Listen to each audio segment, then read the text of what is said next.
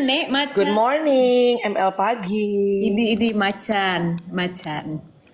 Macan hari ini keluar dari kandang. Selamat pagi. Kita jumpa di ML pagi. Kelihatan kan yin and yang-nya semakin hari semakin hari semakin hari. Apa adanya. Lucy Wiryono dengan bajunya udah pakai kaos gombrong, pakai jaket. Nah, gue udah macan terbuka dari kandang. Kurang apa, Syai? Nggak apa-apa kan kalau satu kebuka satu ketutup, ya kan? Soalnya kalau kebuka dua-duanya dua racun ya, Say. Iya makanya. Nggak usah dong, biar balance ya. Gimana kemarin olahraganya papa? Oh, it was good. Selamat pagi dulu untuk Selamat semuanya pagi. teman-teman. Selamat pagi untuk yang juga kemarin gue di WA sama asistennya Bang Hotman, namanya Miki. Ini asisten Bang Hotman udah bertahun-tahun. Dia ngakak, Mel, gue ngakak ngeliat lo di ML pagi, dia bilang. Terus ngomongin soal setelan pabrik, dia bilang gitu.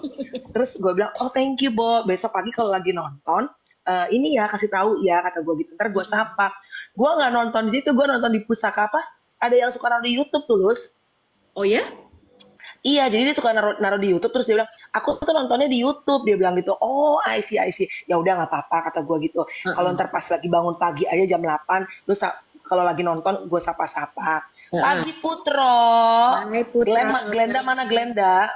Iya, Glenda masih di lapak sebelah kayaknya, belum masuk. Itu dong, nanya dong. Jadi, kalian denger kan berita tentang Adul? Yang mana? Adul katanya kan kena glukoma, terus matanya katanya buta lah, atau yang pokoknya penurunan penglihatan lah gitu. Nah, gue emang taunya itu pertama kali dari podcastnya siapa gue lupa, pokoknya ngomong tuh pertama kali gue taunya Panji gitu. Terus udah gitu, gue bukan ngetawain ya. Terus udah gitu, kan gue DM-an sama Panji gitu. Terus Panji mau datang ke podcast gue karena dia mau balik ke Amerika, mau balik ke Indonesia Lus gitu. Terus udah gitu, gue bilang, Bang, enggak, ini apa namanya, sebentar untuk kerjaan. Kan dia mau bolak-balik gitu kan. Terus gue bilang, Bang, gue manggil dia kan Abang. Dia manggil gue juga Abang. Cocok sih. Jadi kita abang-abang berdua. Gue bilang, Bang, bagi dong nomor teleponnya si Adul, kata gue gitu. Terus dia bilang, lu pasti mau ngajak podcast ya, kata gitu. Iya, soal yang kemarin berita-berita buta ya gitu. Iya gitu. Terus dia bilang, iya tapi itu kayaknya belum tentu pasti ya, soalnya gue kayaknya dikerjain sama siapa lah, pelawak siapa gitu kayak kerja. Terus gue bilang, Bo, lu yang bener dong, Bo. Ini orang udah pada empati, gue mau ngasih duit ini sama Adul sama tim kipas kita. Nggak, tapi ternyata kemarin kalau nggak salah gue lihat, jadi kan gara-gara omongan itu si siapa Adul tuh jadi di undang-undang TV kan, which is good kan, berkat rezeki buat Adulnya juga gitu. Jadi kalau nggak salah kemarin gue ngeliat di pagi-pagi ambiar, dia itu kayak ada lemaknya doang gitu Lus, tapi dia bisa ngeliat. Tapi lo tahu kan, tapi nggak tahu beberapa pelawak yang senior yang suka usil gitu, nggak tahu mereka cara bercandaannya kayak gitu. Serem ya. Tapi bangke banget, anjir. Dia kata buta karena glukoma kan serem banget ya, Say.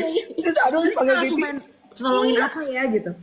gue langsung nelfon dong. Kita jadi ada kayak berbagi gitu ya, nggak banyak sih uangnya sama tim kipas-kipas. Cepet si Adul lagi katanya nyaris buta, udah cepet. Terus Adulnya datang ke Trans TV. Ngapa? Orang gue masih bisa ngelihat. Jadi dia tuh kayak ada lemak, makanya matanya tuh kayak berselaput, tapi itu bisa dioperasi. Nggak tahu, kayaknya bukan yang seperti diberitakan glukoma sampai buta. Anak-anak TikTok lo tahu dong, Lus. Begitu dengar kabar kan langsung nge-stitch ya. Ya jadi kalau glukoma itu gini. Makin dong, Say. Oh, ya Allah. Tapi emang kenapa ya bercandanya gitu banget ya? Oh iya, tapi suka ada beberapa kali juga. Jadi, ini gue juga pernah digituin kan. Si A, apa kabar ya gitu. Loh, malah belum denger gitu. Hah, kenapa nih gitu. Ya malah belum beneran nggak tahu. Gimana nih? Dia masih ada kan kita umur udah segini ya. Umur segini rawan ya, Say. Iya kan gitu. Tapi tuh cuma dibilangin bercandaan kayak gitu dong. Emang lo belum tahu ya? Hah, kenapa? Ya nggak apa-apa, nanya aja belum tahu karena gue juga belum tahu, nggak lucu banget sumpah. Tapi kalau itu kan masih cuma kayak teasing doang lu.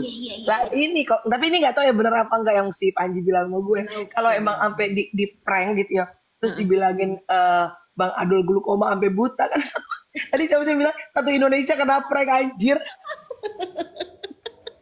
Tapi anyway, apapun itu akhirnya menjadi berkah buat Adul dan semoga gagal fokus gue iya Putro. Gue pakai daster gue hari ini macan. Jadi tapi apapun itu semoga Adul dalam keadaan sehat karena umur segini tuh rawan penyakit ya kan. Dan semoga apapun yang diberitakan kemarin paling nggak nambah ini deh lumbung-lumbung rezeki juga, jadi kan diundang podcast kayak apa kayak gitu. Iya, dan jadi ada hikmahnya lah ya gitu kalau emang misalnya matanya bermasalah gitu. Jadi kan hari gini ya gitu kan semua tuh butuh exposure. Siapa tahu ada klinik-klinik mata mungkin yang pengen sini coba kita cek dulu minimal gitu. Jadi BA. Iya kan gitu kalau kita selalu jadi BA. Iya dong. Iya benar. Selamat pagi Glenda, selamat pagi Putro nih teman-teman yang selalu hadir di ML Pagi. Selamat pagi Raden Surabi. Kamela nih kapan ke Garut? Iya sih gue pernah dulu ke Garut tapi udah lama banget. Hopefully very soon ya. Iya bener. Kamu nggak jadi pergi liburan kemana-mana ngomong-ngomong? Jadi kalau ke Korea kan gue belum tahu jalan-jalannya. Jadi gue tuh rencana tadinya gue pikir apa gue ikutan tour gitu. Tapi kalau ikutan tour tuh kan bangunnya pagi banget kan Lus. Kayak ada schedule. Gue gak suka Nah, dan itu kan bukan kepentingan kita pribadi ya. Jadi gue mikir anak gue belum lah. Gue kemarin ke Melbourne aja dengan itinerary kita sendiri aja itu suka ribut ya, Bo, gitu loh.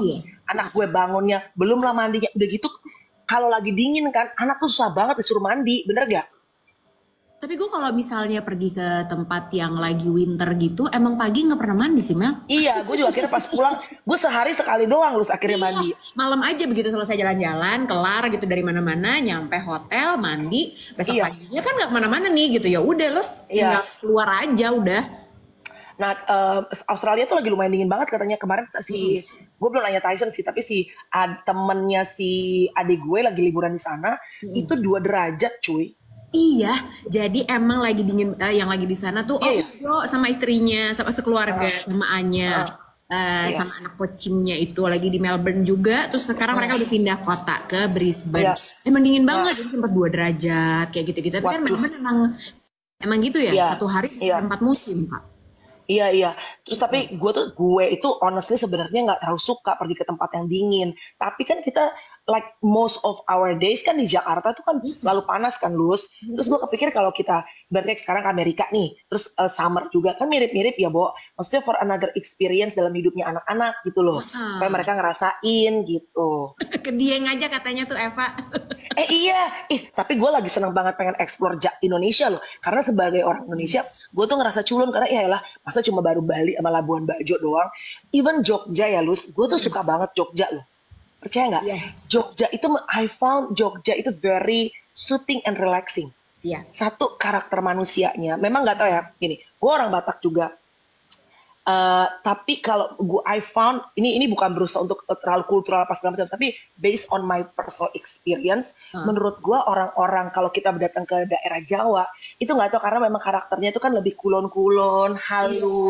Kalau daerah Sumatera, baik-baik orangnya, baik-baik. Tapi how the way they talk kan emang very straightforward, loud, gitu kan, Bo. Ini orang Batak nih yang ngomong nih. Ya kemarin aja lu mau manggil temen lo mau pilates, hoi tunggu dulu.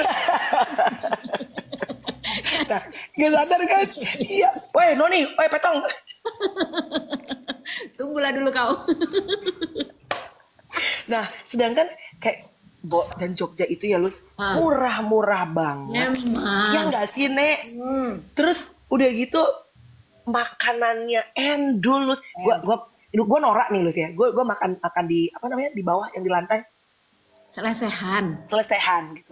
Kayak datang nih ya. Kan gue kayak kok gitu kan gitu ya, kok ada kucing lewat, aduh ya Allah kayak agak jijik apa gitu awal-awal kan. Terus pas makan apa nih kan diajakin IO abis nge-MC gitu kan. Terus ini ayam goreng ini, ya Allah angkringan bener, ya ampun ayam goreng doang nih, bentuknya ayam goreng aja gitu loh, sama nasi uduk terus sambal biasa aja kayak ya ampun gue harus makan malam lagi, terus makanannya kayaknya nggak terlalu istimewa gitu kan. Ya udahlah mumpung di Jogja cobain aja. Nek lu tahu pas gua makan jir, itu ayam yang betul cuma ayam goreng doang, tapi sambalnya nambah 2 kali cuy, sampai lupa ngonten.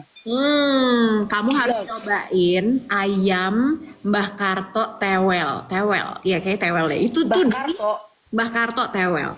Itu katanya pejabat-pejabat tuh suka pada ke situ. Waktu itu gue juga tidak sengaja menemukan itu gara-gara gue road trip, Mel.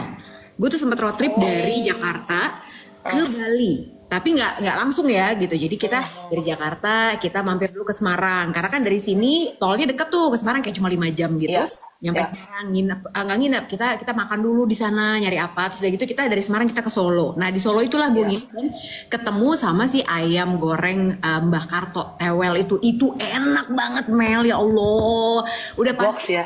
Itu enaknya warung gitu, sederhana banget, emang bener-bener ayam goreng, tapi ayam goreng Jawa yang agak manis, terus dia nggak crispy, jadi agak basah gitu, tapi enak banget.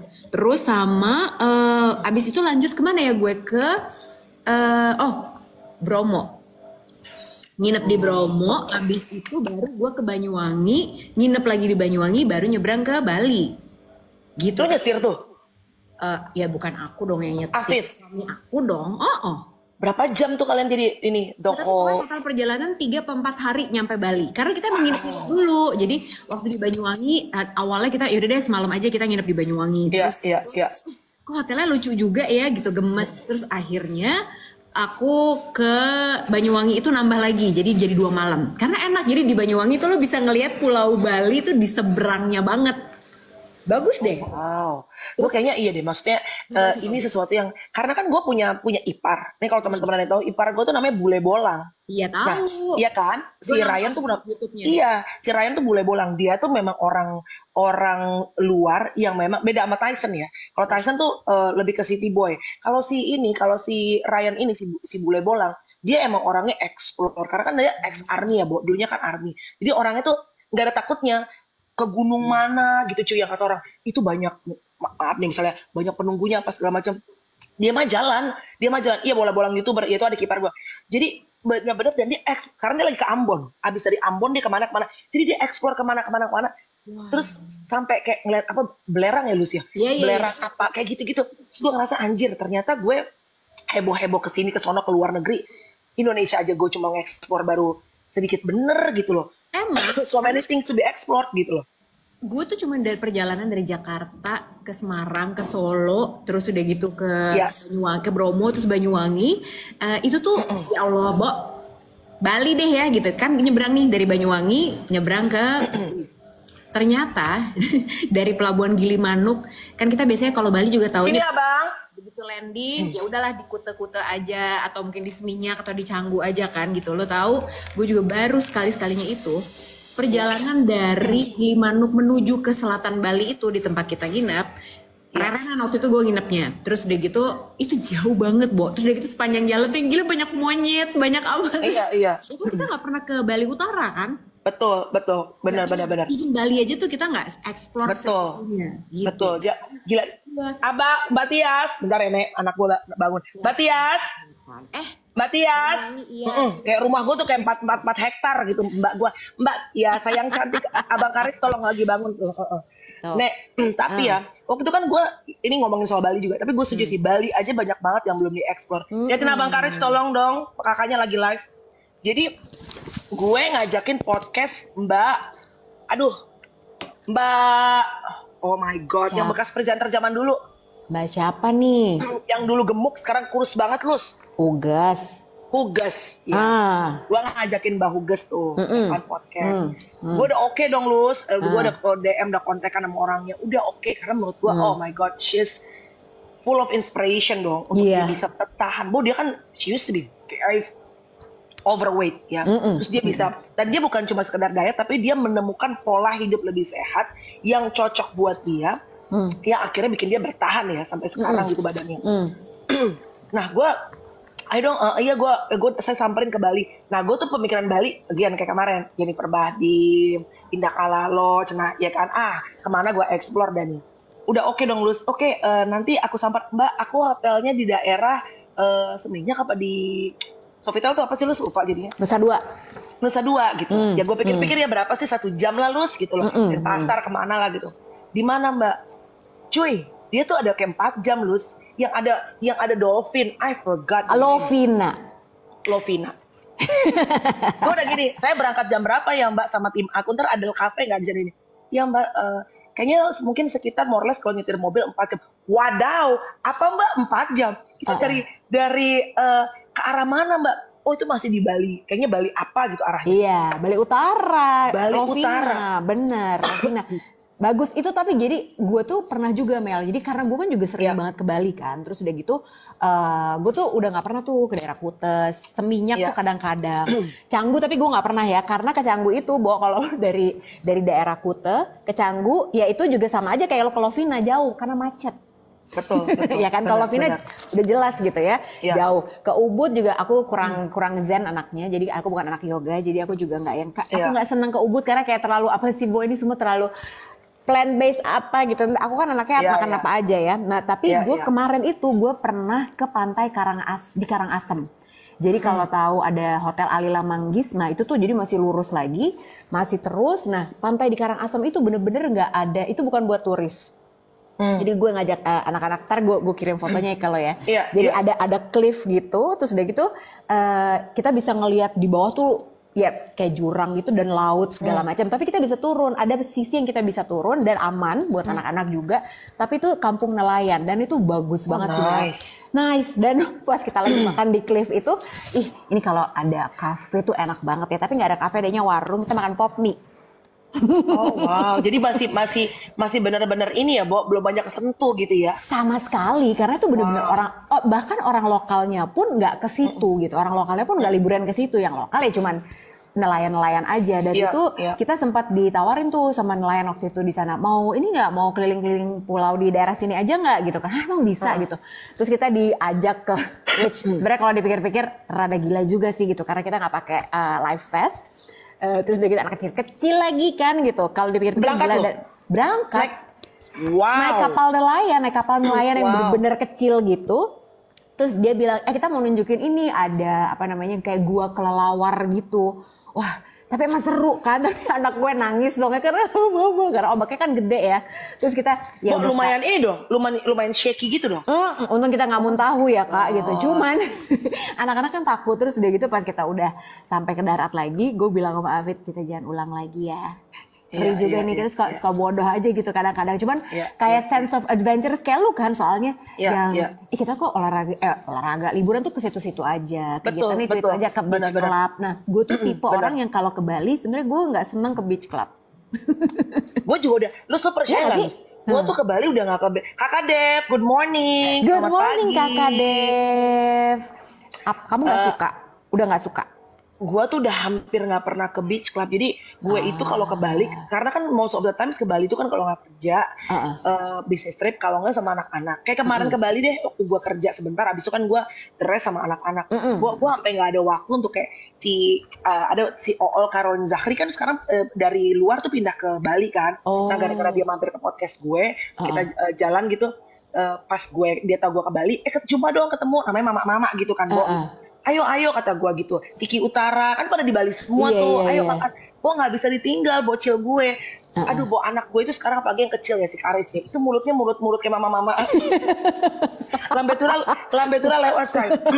Ada dia gini, mami tuh ngapain sih? What's the point you taking us for holiday? Apa gunanya mami ajak kita buat holiday? Kalau mami pergi-pergi sama teman mami sebetulnya mau spend time sama kita atau mau pergi sama teman-teman mami? Correct. Baru gue bilang, bang, mami nanti mau pergi dulu sebentar jumpa sama teman mami, Ami. Langsung diem sambil ngelirik, langsung jawaban kayak gitu. Dan itu kan kata-kata yang mungkin dia ngelihat gue the whole time kalau di Jakarta tuh kerja, terus lo ngajakin gue holiday ngapain? Lu masih mau pergi nggak kapuguhan sama teman-teman lu? Jadi gue bener-bener kayak kemarin tuh sama ngangon mereka di pantai, udah sama mereka aja, Bo. Iya. Nohok. Kalau gue tuh juga kemarin sebenarnya pas liburan anak-anak sekolah ini kita lagi merencanakan kita kemana ya gitu kan. Tapi yang budget conscious ingat. Oh iya dong. Bos, holy cow, udah banyak tempat. Tapi gue sih senang sama lu berdua sih, maksudnya gila, Bo, si Lucy itu kan holy cow di mana-mana ya, Nek. Gue rasa gini, gue kalau jadi Lucy udah kipas-kipas duit kali tiap hari. Kagak gitu. Yang budget conscious ya, ekonomi kelas. Soalnya kan emang kita kan sekolah anak-anak kan mahal ya gitu, dan kita tuh harus mempertimbangkan, mikirin banget. Oke, ini pesawat pergi berempat, ada hotel tuh kalau anak-anak udah makin gede, makin mahal loh kosnya. Betul. Harus lo pertimbangkan karena apa? Dulu ya lo empet-empetin aja kalau masih bayi-bayi kecil-kecil gitu ya. Sekarang lo bisa sekamar. Lama-lama anak-anak gue udah gede-gede kan, jadi nggak mungkin. Pasti kamar tuh harus 2 atau emang lo sewa yang family room, yang itu memang lebih mahal pasti. Which is lebih mahal. Pasti. Karena kalau lo keluar negeri nih, misalnya lo ke Jepang gitu. Ketahuan misalnya di satu kamar itu ada 4 orang dan anak gue yang satu udah hitungannya udah dewasa kan, jadi nggak mungkin, pasti akan langsung ini ada extra charge lagi, nggak mungkin lah. Dan gue juga nggak suka lah bohong-bohong kayak gitu. Nah terus akhirnya kemarin tuh kita mikir, oke ini apa ya, dan kalau gue mau liburan itu kerjaannya kan adalah gue yang menyusun itinerary, gue yang nyari tiket, gue yang nyari hotel segala macam. Jadi gue selalu bikin perbandingan tuh Mel. Ya ampun, berarti kita beda sama Mbak Dia Permatasari dong. Beda makanya, ya kan, kita masih pertimbangkan perlu botox. Kalau Mbak Dian nggak perlu. Nggak perlu, kecantikan alami. Karena dia nggak pusing. Mbak Dia Permatasari seperti gue udah pernah cerita di ML Pagi ya. Dia kalau berangkat kayak kemarin ke Amerika, aku cuma bawa badan aja Mbak. Dia badan ini bukan flexing ya. Ini beneran. Orangnya sincere dan dia cerita, aku cuma bawa badan aja. Semua yang ngurusin masku, semua itinerary masku, tiket masku. Udah gitu Mbak. Aku pas nyampe di Amerika masih disanguin lagi. Coba, aduh gimana sih? Pantesan gue bilang, Mbak, masku, pantesan Mbak Dia nggak perlu botox, nggak perlu tarik benang. Masku, Afid, kalau mendengarkan, boleh loh sekali-sekali dicoba seperti itu. Kalau gue enggak, jadi gue tuh beneran yang di complete opposite dari Mbak Dia Permatasari. Jadi gue tuh bener-bener ngitung nih, misalnya tadinya mau ke Jepang, ya kan? Wah ke Jepang boleh juga nih gitu kan, karena ngeliat tiketnya dong. Wah tiket PP sekian, oke. Tapi terus udah gitu kita tahun lalu baru ke Jepang, panas banget Mel. Panas, terus kita, ngapain kita di Jakarta juga udah boketek, ya kan? Masa kita ke Jepang juga? Jangan ngomong-ngomong boketek loh. Ada Bang Marcel, selamat pagi abang gue Horas. Kenapa setiap kali Bang Marcel kamu muncul di saat kita nggak pencitraan? Selamat pagi Horas Bang. Ya kan? Tapi lu tuh berarti the opposite of me ya. Lu tuh malah hai abangku, sehat-sehat ya, hati-hati di jalan. Abang. Duh, emang otaknya otak lelaki, gampang ke distract say. Langsung abang aja otaknya. Lu tuh berarti modelnya, mana gue lagi nggak makeup lagi ada Bang Marcel. Maaf gue habis botok soalnya nggak boleh di makeup. Anyway, soalnya aku bukan Mbak Diah ya, yang masuk yang ngurusin kalau aku udah gitu disanggup lagi. Bang. Tapi best sih. Terus kemarin gue nggak sengaja ketemu Mbak Diah, jadi pencet di Sensi tapi dari jauh. Siapa sih namanya lakinya? Anton. Aduh lupa. Mas Anton, iya. Dari jauh, itu kayak Mbak Dia deh sama Mas Anton kata gue. Tapi dari jauh banget kan gitu. Emang bener bukan pencitraan. Desa ngangkat belanjaan, pelukan, Bo 26 tahun menikah, coba. Best in town gak sih? Apa tuh, kok naik mobil? Itu apa lu? Naik mobil. Oh, wow, adekku ada mobilnya. Oh, terima kasih abang gue dikirimin travel with you. Wah, terima kasih Abang Marcel. Abang disanguk juga nggak dalamnya? Boleh kayak Mbak Dia Permatasari ya kan. Dia biasa jalan bawa berdua Mas Anton pelukan sambil nenteng belanjaan. Wow. Ya pelukan lah. Ya makanya nggak. Nenteng belanjaan. Gimana tapi ya itu gitu. best couple, mereka. Iya. Anyway, berarti lu kebalikan gue, lu sukanya yang tempat yang dingin gitu ya. Sebenarnya lebih karena buat experience yang beda aja gitu. Karena kemarin tuh waktu kita ke Jepang ya, bener-bener exactly tahun lalu gitu. Kita nyampe tuh masih dapat dingin-dinginnya. 2-3 hari kemudian astaga ini panas banget. Panasnya tuh bener-bener panas kan. Terus yang kita sempat ke Tsukiji tuh yang pasar ikan ya kan. Terus tuh memberi sangu saat traveling wajib hukumnya kata Bang Marcel. Aku dikasih kartu kredit sih Bang. Lumayan lah itu. Kita anggap lah itu sangu. Abang Bintaro kan Bang? Berarti itu mungkin hukum daerah Tangerang Selatan kali Bang. Kalau di Jakarta. Udin, jangan compare. Meledak nanti mama-mama Bataki di Udin. Udah nggak usah. Minum dulu tuaknya say. Tapi sebenarnya akhirnya kita mikir-mikir tuh. Terus udah gitu Australia kayak gue cerita sama lo kan. Kalau ke Australia 1 kota apa 2 kota ya. Jadi gue bikin comparison. Australia 2 kota? 1 kan gue udah bilang mahal. Oh, gue pikir kalau rencana mau 2 kota gitu. Emang maunya 2, tadinya mau ke Sydney, terus udah gitu ke Melbourne, ya kan, atau kemana gitu. Terus udah gitu, pengen 2 kota itu tadinya. Terus udah gitu, pas gue ngitung-ngitung, pokoknya gue kasih report kan ke suami gue. Nih kalau 2 kota segini, hotelnya segini, hotelnya segini. Astaga mahal juga ya. Ya udah kita 1 kota aja udah. Cukup seminggu 1 kota, pulang kita kerja lagi. Iya sih, semua harus dibajetin karena liburan itu sebetulnya kelihatannya memang kayak ini bisa lah lebih murah. Boy, even sekarang kayak kalau lo berangkat sekarang nih, itu pesawat lagi gila banget loh. Pesawat itu harganya mahal banget, banget. Terus ya kemarin ya aku tuh mau curhat loh Kak. Kenapa? Jadi ya, kan kita tuh semua bangga dengan adanya, kan aku Mbak MotoGP, si paling MotoGP banget ya gitu. Kita kan bangga kita punya sirkuit Mandalika, ya nggak sih? Tapi sedihnya banyak kan orang Indonesia yang nonton ke Sepang, Malaysia daripada ke Mandalika. Kenapa bisa begitu? Karena tiketnya mahal sekali untuk ke Mandalika. Terutama di saat musim MotoGP. Kalau hari biasa ya kan kemarin nih waktu gue acaranya Ducati gitu. Itu kan lagi off season, lagi nggak ada apa-apa. Sebenarnya emang ada acara aja di sana. Itu pokoknya 3 jutaan PP.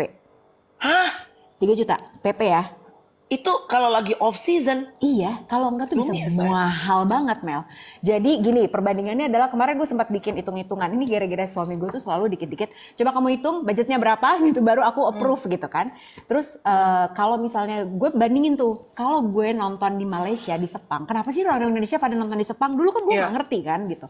Karena gue di studio mulu. Nah terus giliran sekarang gue udah sendiri, akhirnya gue ngitung, kalau lo berangkat dari Jakarta ke KL di Sepang nih gitu, lo bisa naik Air Asia. PP 1,5 juta, 750 sekali jalan. Terus udah gitu, gue selalu nginep di Chun Hotels, itu di bener-bener begitu lo turun di Terminal 2, terminal 1 lah, KLIA gitu. Langsung nginep lah gue di jalan kaki. Hotelnya kecil Mel, semalam juga cuma 1 juta. Gitu. 1 juta? 1 juta aja. Ya kan? Oh, wow. Terus udah gitu jadi gue datang tuh hari Kamis, biasanya ada media day segala macem. Terus udah gitu hari Minggunya udah selesai race gue bisa langsung pulang karena ada flight sampai jam 11 malam dari KL ke Jakarta. So many options ya. So many options, so many flights. Terus pas kalau di Mandalika, di Lombok, sayangnya apa? Flight lo sedikit, mahal, dan gue itu hotelnya juga mahal. Hotel mahal banget pas lagi MotoGP, ya Allah, bisa 1 malam itu bisa yang tadinya kayak cuma 750 itu bisa 1,5 juta sampai 2 juta. Karena emang jadi dinaikin banget kan harganya. Gue tidak menyalahkan juga para pelaku pariwisata di sana. Kenapa? Karena memang sistem pariwisatanya tuh nggak dihidupin di luar. Kalau ada event MotoGP, ya pasti dong kan. Kalau gue punya usaha juga gitulah, mumpung ya nggak. Mumpung lagi ada. Dan lo nggak bisa pulang kalau dari Mandalika di hari Minggunya. Lo harus pulang di hari, karena kagak ada flightnya penuh. Gitu, jadi sangat disayangkan gitu ya. Yang tadinya mungkin dianggapnya udah Indonesia nggak usah pergi ke Sepang, Malaysia dong. Lo nonton aja di sini. Mahal, apalagi kalau misalnya teman-teman rumahnya di Aceh. Tinggalnya di Aceh. Lah kan jauh dari Aceh ke Lombok. Mendingan dia ke Sepang, Malaysia lebih dekat. Dan lebih murah. Oh, I see. Makanya, jadi mudah-mudahan buat Pak Menteri, Pak Sandiaga Uno juga ini kan ibaratnya input masukan nih. Lo kan yang lebih ngerti lah per MotoGP-an gitu. Aku gak pernah diundang meeting sih sama pemerintahan. Pernah sih, makan ikan. Gue meeting sih gak pernah. Tapi kalau podcast ke rumah beliau sih pernah. Ribet. Ya pasti. Mana mobil gue lagi masuk bengkel kan, ada mobil satu lagi yang mungkin nggak yang gede kan, ribet. Akhirnya gue nyewa taksi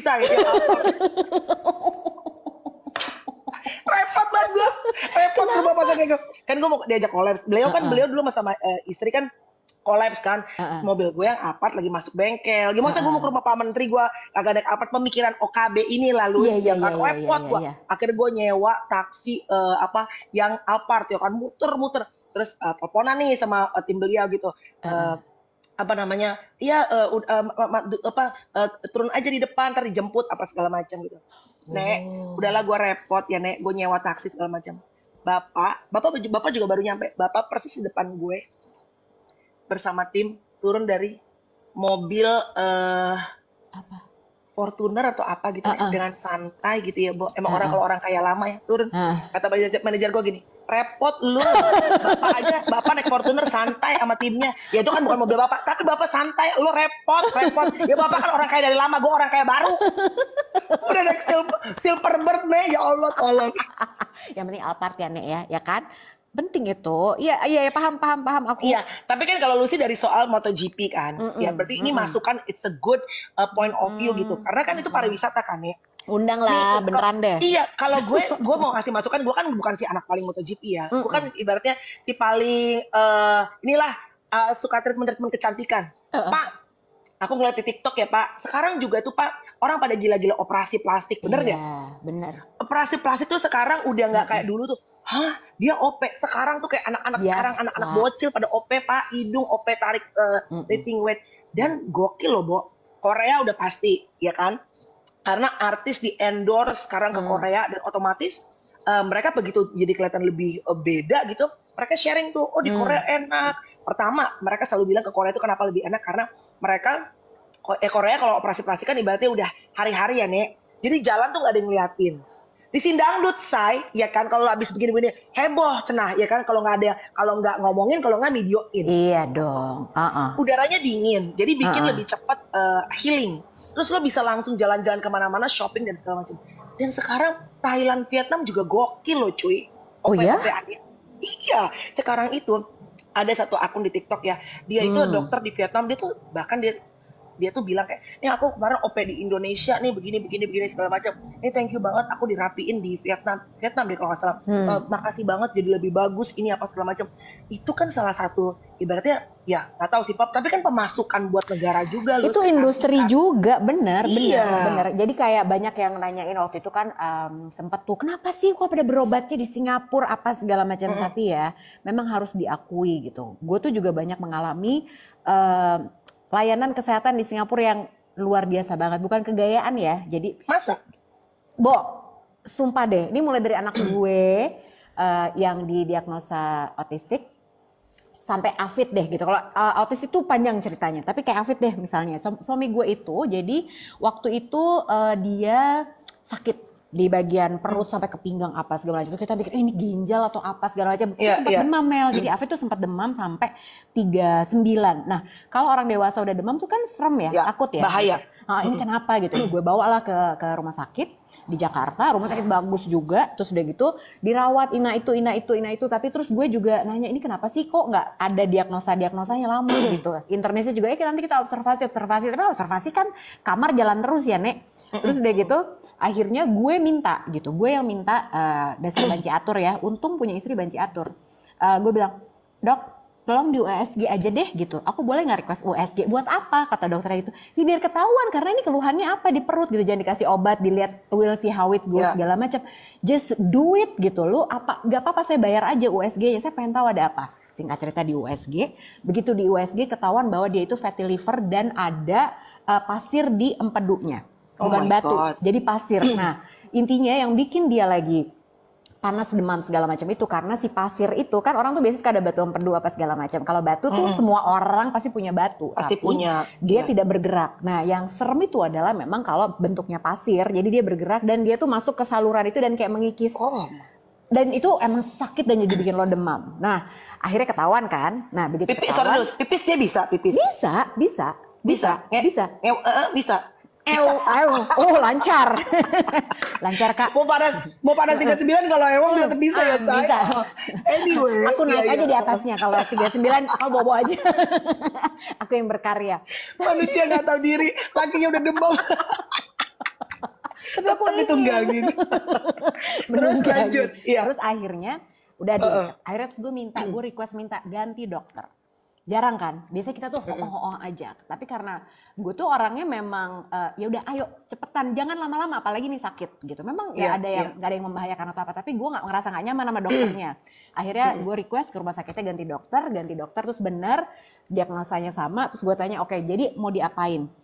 Dokternya bilang, udah buang aja empedunya, angkat, operasi gampang kok operasinya. Terus, gila gampang amat nih ngomongnya, ya kan? Nggak ada efek apa-apa Pak, gitu. Terus kita cross check lagi ke dokter satunya lagi, Terus udah gitu, kita akan mikir ke operasi tuh sekecil apapun kata dokternya, buat kita itu adalah hal yang besar, ya kan? Exactly, iya setuju. Jadi akhirnya nanti dulu deh gitu, jangan dulu gitu. Akhirnya kita keluar, kita check out dari rumah sakit, kita bikin appointment ke salah satu rumah sakit di Singapura. Nah tadinya juga ini kita sok kegayaan gak sih gitu, sok ke Singapura gitu. Cuman kan belum pernah, kalau anak gue udah pernah. Nah, pas Afid akhirnya kita ke Singapura. Di Singapura, Bo, lamanya pemeriksaannya. Jadi USG dulu, konsultasi ina itu, cek darah. Apa nih? Wah, kena violation, kenapa? Kenapa? Apa sih kata-kata violationnya? Nggak tahu. Ya udah deh. Anyway, terus akhirnya begitu kita cek. Kita mungkin dianggap ngegosipin ini kali orang dalam. Iya Allah, maaf ya orang dalam. Tapi akhirnya si dokter ini bilang, dokter yang di Singapura gitu ya, I don't think it's urgent untuk dioperasi, santai-santai aja gitu kan. Jadi nggak kenapa-kenapa kok gitu. Jadi ya tapi tahu resikonya. Tapi berarti lo alternatifnya adalah lo jaga makan supaya si empedu ini juga baik-baik aja segala macam kayak gitu. Jadi akhirnya kita nggak operasi Mel sampai sekarang. Itu jadi. Tapi jadi diapain kalau di Singapura?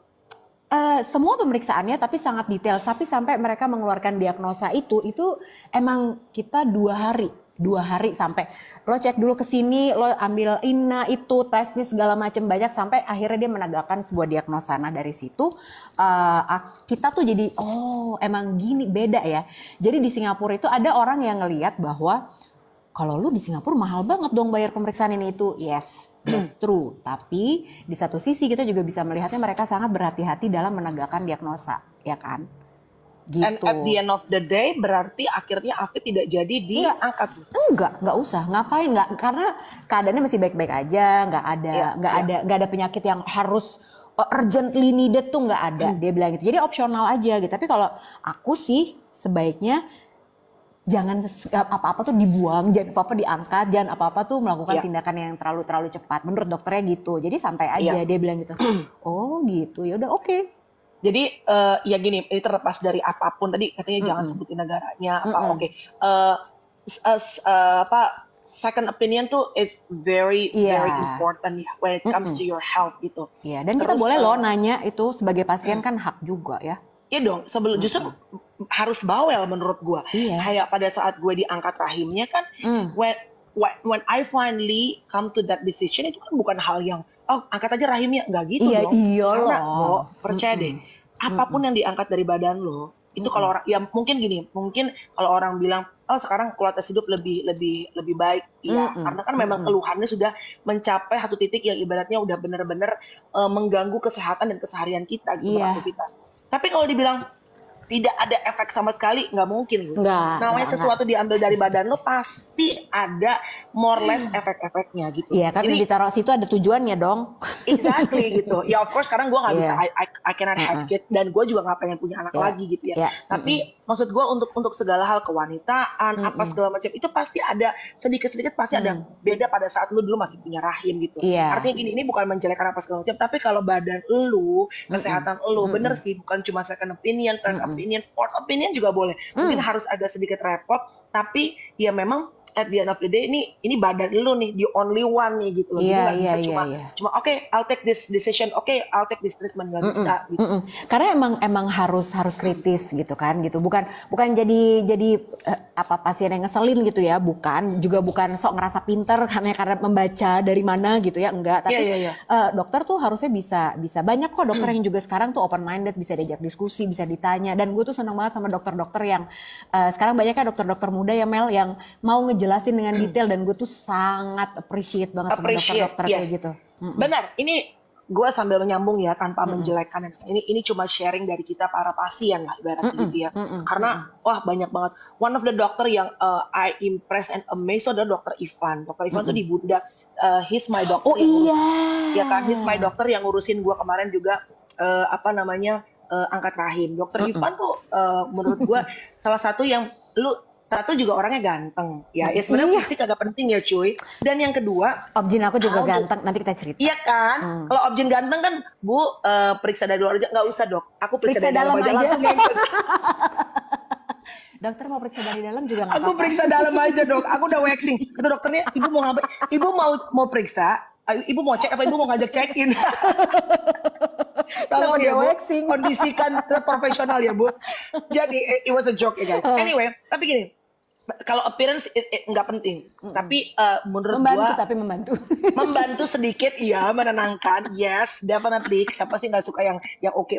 Tapi how do the doctor talk to you? Menurut gua penting banget. Mungkin gak usah in my case deh gitu ya. My dad itu kan bokap gue itu he's having Parkinson. Penyakit yang ibaratnya gini, anjir Parkinson cuy, apaan sih nih penyakit, diapain gitu, diapain sih, dan ternyata Parkinson itu nggak tahu, setahu gue tidak bisa disembuhkan. Ada di Thailand sih, kemarin beberapa teman-teman gue nyuruh, tau gak sih lo yang ntar disuruh detox dulu. Iya. Siapa namanya guys yang di Thailand guys, nanti dari pupuknya kelihatan tuh apa segala macam, ternyata bisa membantu. The thing is bapak-bapak makin tua itu Mimi Ocha bukan cuma pikun, nanti gue ceritain. Bapak-bapak itu kalau makin tua itu disuruh detox itu samoy, susah cuy, bener gak? Susah. Itu kan nggak makan sama sekali, cuma jus dari dia gitu. Nah, kosamoy, iya bener. Nah, Parkinson itu bukan cuma pikun udah pasti. Dia jadi hallucinating. Jadi ada momen di mana dia sering misalnya di rumah, dan kan sekarang nyokap sama bokap gue itu kan tinggal, maksudnya ada orang yang jaga di rumah, tapi kan kita udah punya rumah masing-masing gitu ya. Nah, tapi kayak dia tiba-tiba sering ngeliat, itu siapa orang rame-rame di luar gitu. Rame-rame, suruh masuk itu orang, suruh masuk itu, cepat suruh masuk, jangan di luar rame-rame. Nah, dia tuh dari dulu zaman dia muda, dia tuh selalu gampang irritating loh. Nah, ini juga nih teman-teman. Jadi gini, tremor banget bapak gue sekarang kalau jalan gini guys. Getar terus ya. Getar-getar, dan dia udah harus punya seseorang yang membantu dia, life helper ya. Jadi bokap gue itu Lus, dia tuh gila olahraga, used to be athlete. Ini orang kuat ya, bapak-bapak Batak yang atletis dan keras jiwanya gitu. Dan tapi orangnya kalau gue perhatiin, nggak tahu sih ada hubungan apa enggak, sifatnya dari gue dulu itu orangnya nggak ekspresif, menyimpan apapun. Misalnya kalau dia tuh gimana sih, karena ada bapak-bapak Batak tuh yang nggak mau kelihatan sedih. Dan zaman dulu kan ada kata-katanya apa, boys don't cry gitu ya. Jadi kasihan lo laki-laki tuh ya. Iya, apapun yang dia rasain, dia tuh keep it for himself gitu.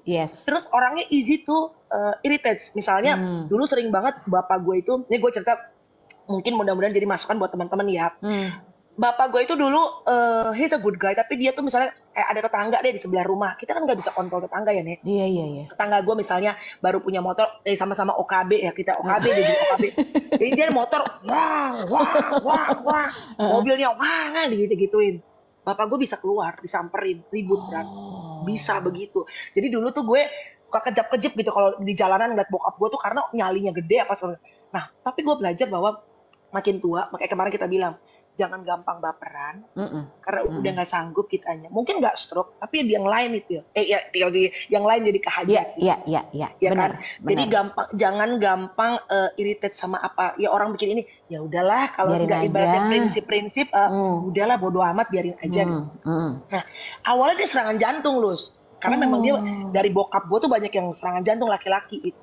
Abis dari serangan jantung, kita juga lupa. Kita masih kan gue cerita malu kan. Jadi setiap tahun itu seminggu, 1 tahun sekali atau 1 tahun 2 kali. Biasanya bulan Juni atau bulan Christmas tuh, pasti kita bawa papa mama tuh. Jadi selalu ada fotonya tuh Lus, ke Jepang dan rame-rame sama adik gue, istrinya rame-rame. Terus kita mulai wondering, ini di Jepang tahun segini bokap tuh masih tegap ya, masih bisa senyum. Karena orang Parkinson itu kayak orang autoimun Lus, mukanya berubah. Dia nggak ada ekspresi muka. Makanya kalau orang bilang, ini papanya kok sedih terus sih kalau difoto, nggak pernah senyum. Ya nggak bisa, Bo. Kalau Parkinson yang lagi kambuh, dia muka gini. Sampai gitu sedih ya? Banget ya. Sedih banget. And then mulai nyadarin tuh terakhir-terakhir, apalagi sekarang dia udah jalan-jalan ke luar negeri tuh udah nggak bisa. Satu makin dingin, ototnya kan makin kayak kaku gitu. Jadi dia suka berhalusinasi, terus tremor. Dia pakai celana sendiri juga kan udah sulit gitu kan. Jadi untuk melakukan hal-hal sendiri itu sulit. Makanya dia dari awalnya dia tidak mau punya orang yang membantu, karena menurut dia enggak. Dan dia nggak mau Lus. Misalnya di jalan kita gereja nih, terus gue pegangin gitu, dia pas ini Pak jalan pegang, jangan pegang, tetap pasti kekes Bu. Jangan pegang, nanti orang tahu aku sakit. Iya. That's the hardest part sih menurut aku, buat temen-temen yang mungkin sekarang juga udah ngalamin orang tuanya sakit segala macam. Kan kita suka kadang gitu ya Mel, kita kan nggak ngerti nih, kayak misalnya lo bokap gue Parkinson, terus gue mesti ngapain? Kan lo pasti pengen ngebantuin gitu, tapi kenapa sih lo dibantuin nggak mau? Kayak bokap gue almarhum juga dia stroke, terus udah gitu pas, ya kan dia juga nggak bisa jalan, ina itu kita pasti pengen bantuin, terus gue beliin kruk segala macam, dilempar kruknya. Nggak mau jadi mereka. Secara emosi itu juga kita kadang kurang dibantuin kok gitu. Nah itu saatnya kita udah bisa mengerti ya buat mereka tuh susah juga, apalagi bapak-bapak yang biasanya mereka jadi sole provider for the family gitu kan. Mereka adalah yang bikin memastikan anak-anaknya dan istrinya itu semua tercukupi. Dia yang melindungi, tiba-tiba dia untuk ngurusin diri sendiri aja nggak bisa. It's tough for them. Ya kan? Ada beberapa hal yang gue highlight nih ternyata ya nggak tahu, tapi namanya nasib kan ya, itu udah ada kocokan dari Tuhan ya. Tapi maksudnya kita kan bisa belajar gitu. What I learned from my dad adalah satu, dia orangnya susah untuk mengekspresikan apa yang dia rasakan. Jadi it's very good if you wanna cry.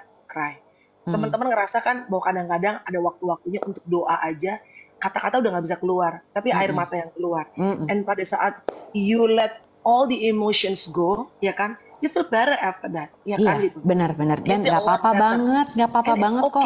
Iya. Justru jangan ditahan gitu. Ya, of course you don't have to cry all the time. Tapi kalau lo udah ngerasa memuncak and you feel like anjir gue udah nggak bisa nih, I need to let them go. You have to let them go, all the emotions. Thank you guys. And then itu satu. Dan yang kedua adalah itu ya, jangan terlalu irritates kalau orang bikin apa, baperan apa, gampang jadi kesel. Gampang kesel. Apa bahasanya tuh kalau di Kristen tuh sebutannya bersungut-sungut, dan even di Alkitab tuh ada dibilang sungut-sungut tuh apa ya, lo kayak ngedumel-dumel gitu loh. Grumpy. Makasih yang udah kasih Mutiara, thank you sayangku, makasih sayang. Grumpy. Kenapa tau nggak grumpy tuh makanya diambil even in the Bible, mungkin di Al-Quran juga pasti ada tidak disebutkan orang yang kayak ngedumel all the time tuh nggak baik gitu ya. Karena itu it influence your health gitu, kesehatan kita.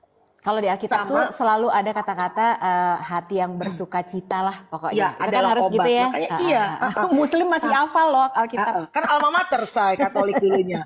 Sama satu lagi itu adalah saat ini kayak kita nih Lus, makanya gue tuh ini pas banget. Makanya gue bikin live ini.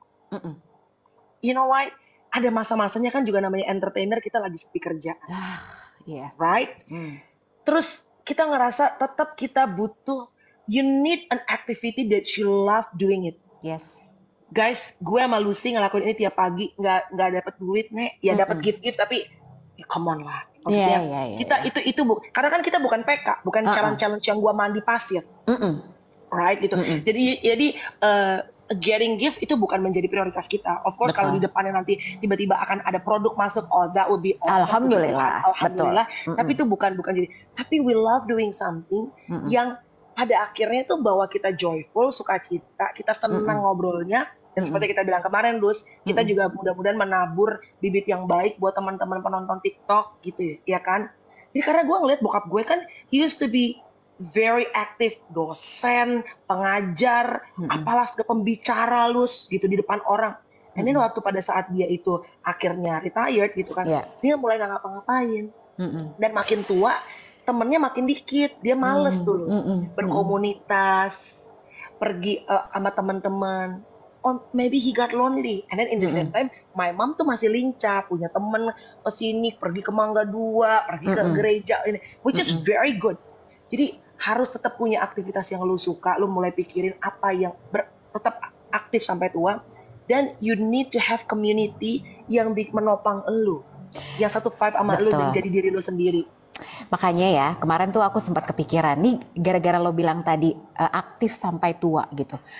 Jadi waktu itu ada temen gue, ya dia nggak salah juga sih, dia menawarkan gue untuk bergabung dengan bisnis asuransi. Ya kan gitu kan, waktu itu lagi heboh ya gitu kan, mungkin banyak nih teman-teman yang juga ikutan menjadi agen asuransi gitu, which is good karena gue tuh bukan orang yang pintar jualan asuransi. Gue tuh nggak bisa gitu, jadi gue tuh pas ditawarin sama dia, ayo dong Kak, lo kan temennya banyak ini gitu. I know myself, gue nggak bisa, gue bilang gitu. Bisa, aku aja bisa, nggak apa-apa. Aku prinsipnya kalau kamu bisa, aku belum tentu. Ya kan? Ya habis gimana dong gitu. Jadi gue tuh emang nggak percaya dengan prinsip itu. Kalau gue aja bisa, lo pasti bisa. Oh enggak. Nggak Karena juga. gue bisa ngomongin MotoGP, lo nggak bisa. Gue tahu lo nggak akan bisa gitu. So everybody has their own ability lah menurut gue. Nah, terus dia juga gini, dia bilang, soalnya gue pengen pensiun dini. Hah? Why? Ya dong. Terus akhirnya gue ngobrol lah sama suami gue. Kita ngobrol. Ibunya Afid juga pernah nanya nih sama Afid biasa. Mas, mau bikin apa lagi sih gitu. Karena kan Afid harus bikin Holy Cow, bikin ini, ada lagi gitu yang produk-produk yang brand-brand lain yang dia keluarkan gitu kan. Mas mau ngejar apa sih? Kata ibunya Afid Jawa banget ya kan gitu. Sangat Jawa dan sangat yang udahlah bersyukur aja Mas, ini udah cukup kok gitu kan katanya. Mau seberapa banyak sih ngumpulin uangnya gitu. Loh, ini bukan masalah uang sih Bu gitu. Terus udah gitu gue juga nanya sama dia, masalah apa ya, ambisi atau apa? Enggak sih, but what the hell do you wanna do? Gitu, lu mau ngapain gitu? Gue sih nggak mau pensiun. Gue pengen terus menggunakan otak gue pengen terus menghasilkan sesuatu, gue pengen mikir terus. Ya nggak sih? Jadi sebenarnya itu penting banget loh Mel gitu, karena gue ngeliat banyak teman-teman sekarang yang muda-muda nih, kerja terus karena percaya deh guys gitu, sebanyak apapun duit lo, kecuali lo turunan yang punya Bank BCA, lo nggak akan bisa. Bank BCA nggak tuh? Ya abis, karena nggak mungkin. Misalnya kayak kita ini kan orang-orang yang common lah gitu ya, kita tidak lahir dengan privilege. Kaum perintis, bukan kaum pewaris. Asli. Dan kita tuh emang harus bekerja keras. Jadi sebanyak apapun duit lo, sebanyak apapun Alphard yang lo punya, in the end itu nggak akan cukup. Jadi lo nggak akan bisa oke, biarkan nanti duitnya bekerja buat gue. No, nggak mungkin. Lo akan duitnya kemakan inflasi, kemakan tapera, kemakan whatever gitu ya. Jadi nggak akan mungkin setelah gue hitung-hitung nih. Jadi nggak akan mungkin kita bisa kita by the time umur 40 kita akan pensiun. Kalaupun bisa, lo mau ngapain sih? Mau liburan terus? Emang ya, tapi nggak tahu orang beda-beda kali ya. Ngapain buru-buru sih? Karena nggak tahu. Ya mungkin balik lagi sih, ada orang kan, kalau kita mungkin bisa bilang gitu, because we love doing what we do. Kita tuh senang dengan pekerjaan kita. Aku suka duit aja sih. Nah, atau ya senang uang ya say gitu. Tapi kan ada mungkin budak-budak korporat ya, yang kita I can totally understand yang sebenarnya berangkat kerja, oh my god, dia bangun pagi tuh sebenarnya, aduh, this is not what I want, this is not my passion. Tapi guys, gue cuma pengen ingetin gini, ngerti dulu juga gue sama Lucy di radio diajarin passion. It's good. If you can find your passion in your job, that's very good. Tapi kalau kalian tidak menemukan passion saat ini, and yet lu masih bangun, empet-empetan di KRL, lu masih panas-panasan, lu masih dimaki bos, lu harus telan. Remember that lu tuh melakukan ibadah. Lu tuh melakukan ibadah karena you're doing it for your family. Benar. You're doing it not only for yourself. Ada anak-anak yang harus dikasih makan, ada keluarga, ada mbak yang mungkin harus tetap digaji, dan mbak juga akan bawa uang itu untuk keluarganya. Remember, you're doing pekerjaan kita itu adalah ibadah kita sama Tuhan. Benar. Berapa banyak mulut yang bisa lo kasih makan? Ingat nggak waktu itu kita siaran, kita pernah bikin topik tentang pekerjaan apa yang kadang-kadang nggak dilihat orang, tapi sulit sekali dilakukan. Tapi kita tuh ya karena kita nggak pernah ngobrol sama orang itu, jadi kita nggak tahu betapa sulitnya pekerjaan mereka. Jadi kita kadang suka misu-misu aja sama kerjaan kita. Aduh, Bon, capek banget dari di KRL gitu kan. Gitu. Ingat gak? Kita pernah bikin topik dan kita interview orang-orang yang kerjanya tuh aneh. Satu, kita pernah interview orang yang dulu kan kalau tol belum pakai otomatis tuh, bukan pakai e-tol kayak sekarang. Orang yang jaga pintu tol malam-malam, dapat shift malam. Orang yang jaga kamar mayat, inget gak? Iya. Back then on radio ya. Iya, di radio. Dan itu kita, wah ini tuh gila banget ya. Dan gue ingat ceritanya, pertanyaan kita waktu itu, emang dasar cetek ya otaknya gitu, yang jaga pintu tol dong gitu. Mas, setan nggak? Pernah ada setan nggak tuh yang masuk tol? Padahal Bo, lebih serem orang ya, orang ngerampok dibandingin setan kalau malam-malam, bener nggak? Iya, emang cetek banget kita kan. Mas, itu kalau lagi malam-malam ada setan nggak ya lewat gitu kan, pakai mobil gitu kan. Terus dia bilang ada kan, inget nggak sih? Ada Mbak, ada. Terus itu benar-benar mobil tapi nggak ada orangnya. Terus kita mikir lagi, bapaknya juga lagi diempanin gitu. Tapi waktu itu kita langsung mikirnya bukan, akhirnya beda fokus. Karena waktu itu kita mikirnya, wow, setannya luar biasa juga bawa props mobil ya. Bisa nyicil. Gua rasa setan kredit ya, saya. Iya kan, abis dia bawa mobil gak ada orangnya tuh kan, dia niat lo nakut-nakutin. Kesel. Iya, makanya pada akhirnya ya mungkin kita banyak, ya of course kan namanya kerja itu ada pros and cons. Ya sama lah, misalnya lu ngerasa lu mah enak lo kerjaan lo MC segala macam. Tapi kan juga banyak hal yang menjadi tanggung jawabnya, comes with big responsibility. Gua pernah inget banget, gua tidak di briefing dengan tepat. That's why I remember Jogja. It's always gonna be in my heart and in my brain. Kenapa? I was doing MC di belakang Prambanan ya, Nek? Prambanan. Yeah. Prambanan. Oh, it's beautiful. Baju gue tuh pakai kebaya, panjang, cantik dan malam. Lo kawin aja nggak secakep itu ya? Nggak secakep itu, karena ternyata kebaya tuh kalau jatuh di badannya bagus, kece banget kan. Emang. Terus belakangnya Prambanan, and it's full moon loose. Goks nggak tuh?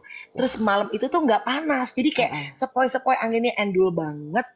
And then karena gue tidak terbriefing dengan tepat, I made a mistake, something that I said, gue nggak usah sebutin lah.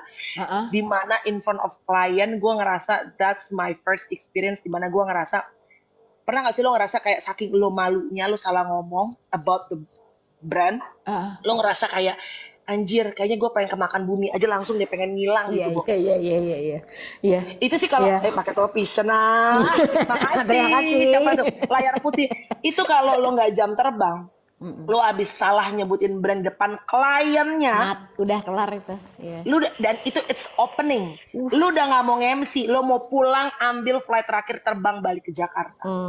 Gue langsung gini, anjir, no one told me. Gue ngomel manajer gue. Tapi kan ya bagaimana? Masih panjang, Bo. Itu baru jam 7. Baru sampai opening. 10.30. Gue coba bilang gini, it's okay. You made a mistake. You didn't know that. Okay. The show must go on. Kibas, lo pakai baju yang cantik. Okay. Gak usah lihat ke belakang.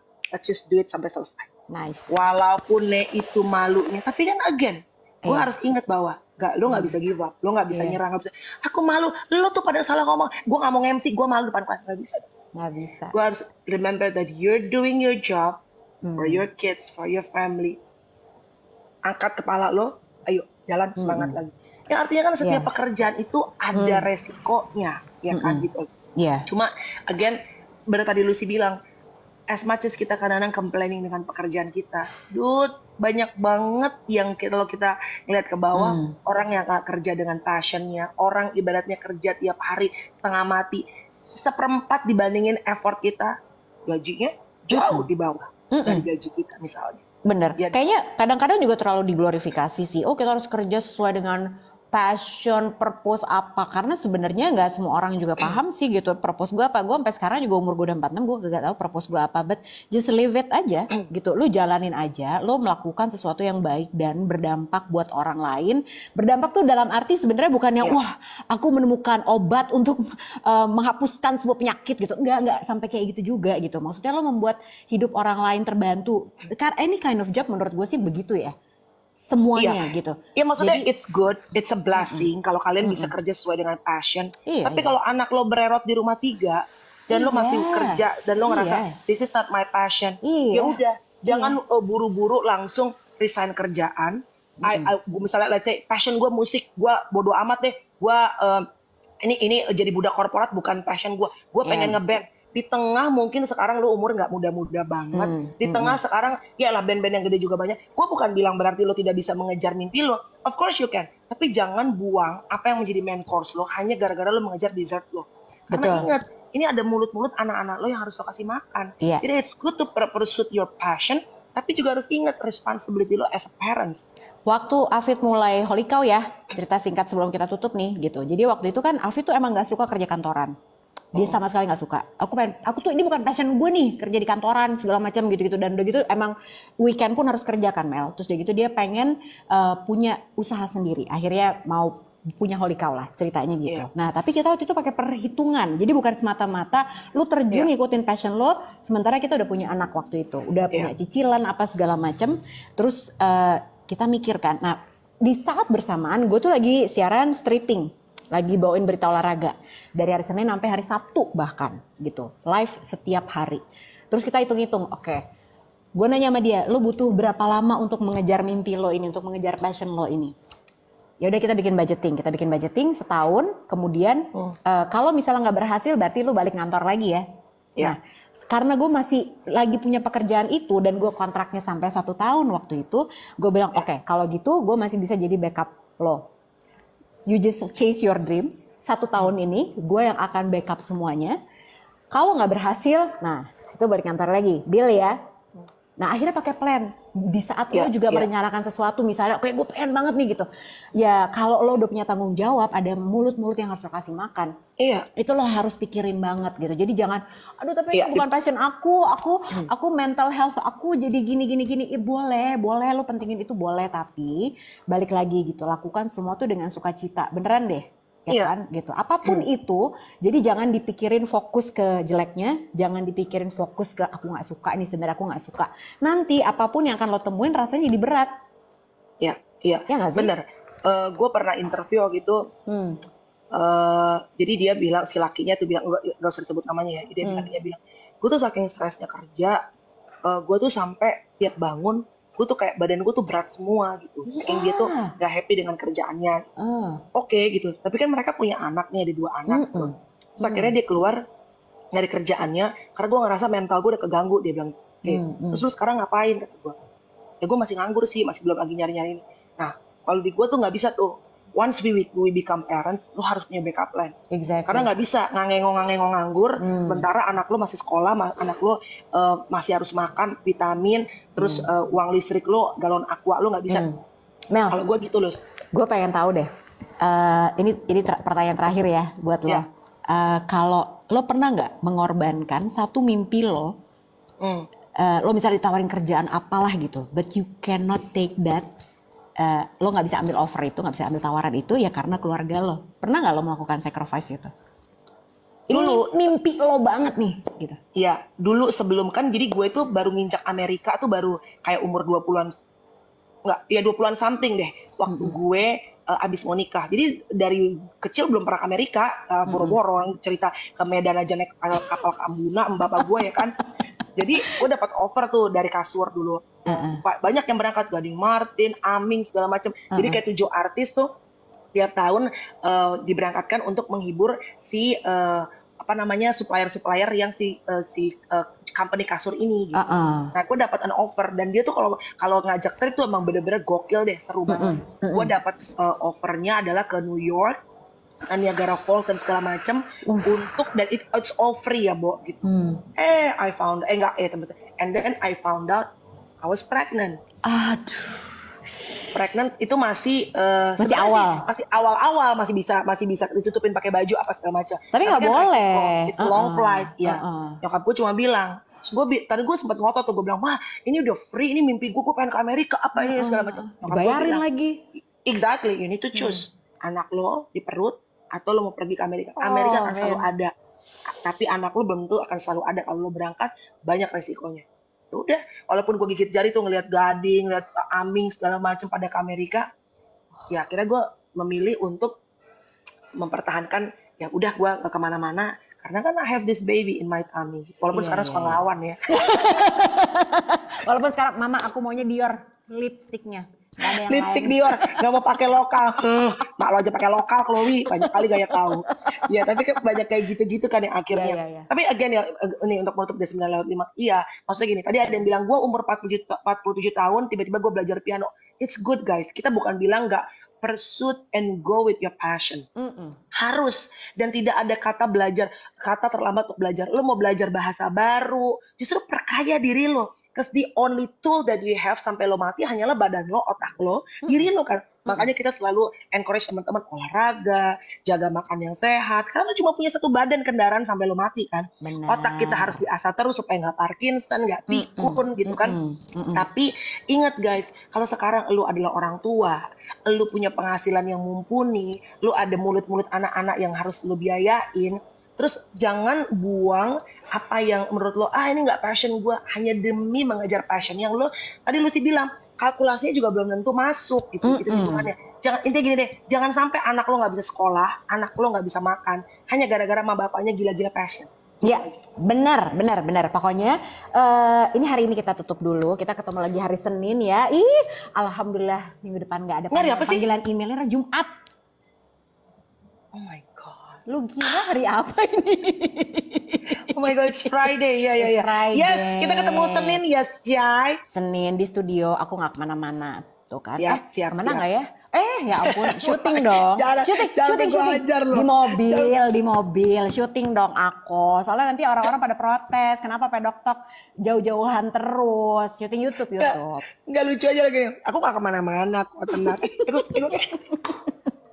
Jangan sampai WhatsApp gue terima lagi. Apa?